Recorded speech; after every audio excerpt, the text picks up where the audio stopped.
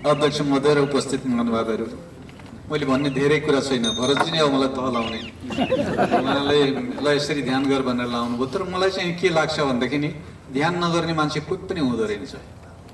दुनियाँमा 8 अरब भन्नु 8 अरबले ध्यान गर्दो रहेछ। प्रश्न के रहेछ भने केमा ध्यान गर्छ त्यति मात्र। त्यो भनेको के रहेछ भन्दाखेरि देखिने कुरामा ध्यान गर्यो भने त्यसलाई छटपटी हुँदो रहेछ। त्यसपछि गएर चाहिँ त्यो छटपटी भएपछि भोग्ने चाहिँ मा ध्यान गर्यो भने पनि झन् अत्तालिने रहेछ। त्यो देखाउनेमा चाहिँ ध्यान गर्यो भने त्यो जिन्दगी सफल बनाउँदो रहेछ। यसको विभिन्न तरिकाहरू। यसो भनेपछि मैले के भने देखिने भनेको वस्तुमा भने, त्यो भोग्ने भनेर भनेको मनमा भने, देखाउने भनेर भनेको ऊर्जामा वा आत्मामा वा परमात्मामा जेमा भन्नुहुन्छ त्यो जे भन्न मन लाग्छ त्यसमा। यसरी गर्ने किसिमको तरिकाहरू हुँदो रहेछ। म फसेँ नराम्रो ठाउँमा। किनभनेदेखि नि म चाहिँ सामान्यतया कसैले पनि नराम्रो भनेर भन्न चाहन्ने।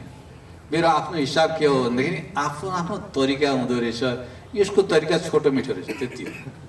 त्यसो भएपछि के रहेछ भनेदेखि नि अरूको ध्यानमा लामो समय लाग्यो। विपස්සनामा गएर हेरेँ 12 दिन पल्टी मारेर बस यसो गर उसो गर भनेर लाए। यहाँ त त्यति बेर लाउँदै लाउनु भएन। त्यसपछि गएर चाहिँ यो उसकोमा ओसोमा पनि एकछिन गएर हेरेँ के हुँदो रहेछ भनेर पनि उहाँको पनि नियम कानुन दुनियाँभर चर्कै रहेछ। त्यो चर्को नियम पनि पर्दो रहेछ यहाँ।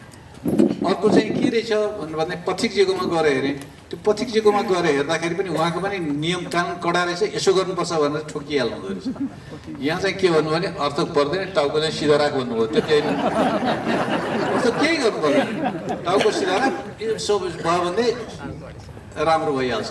त्यसले मलाई लाग्छ यसरी यो सजिलो तरिकाबाट सिकाउने छ। त्यही भए हुनाले मैले चाहिँ नि अध्यक्ष महोदयसँग के भनेको थिएँ भने यो त युट्युबमै सिकाउनु हो, कति हाम्रा गुरु मात्रै दौडाउनुहुन्छ भनेर चाहिँ बल पनि गरे हो।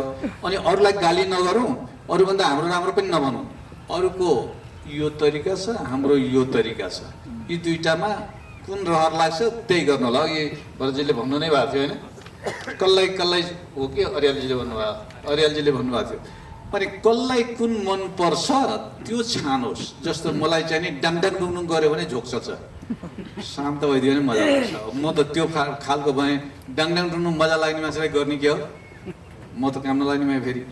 त्यसो भए यसरी सोच्ने किसिमको ढङ्ग मलाई लाग्छ विश्लेषण गरेर सबै देशैभरिका मान्छेहरूलाई छिटोभन्दा छिटो ध्यान गराउने किसिमको प्रक्रियामा लग्यौँ भने उनको ध्यान चाहिँ नि वस्तुमा मात्रै बढ्दा गयो, मनमा मात्रै गर्दा छटपटीमा पस्यो।